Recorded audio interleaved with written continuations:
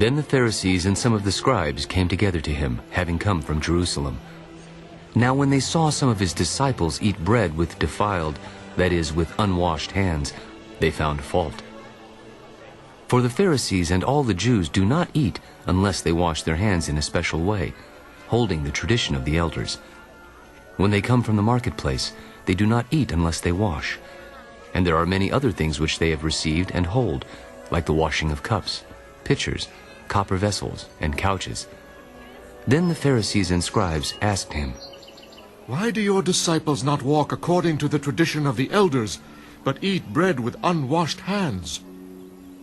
Well did Isaiah prophesy of you, hypocrites, as it is written, "This people honors me with their lips, but their heart is far from me, and in vain they worship me, teaching as doctrines the commandments of men. For laying aside the commandment of God, you hold the tradition of men." When he had called all the multitude to himself, he said to them,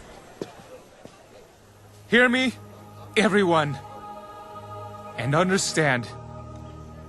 There is nothing that enters a man from outside which can defile him, but the things which come out of him, those are the things that defile a man.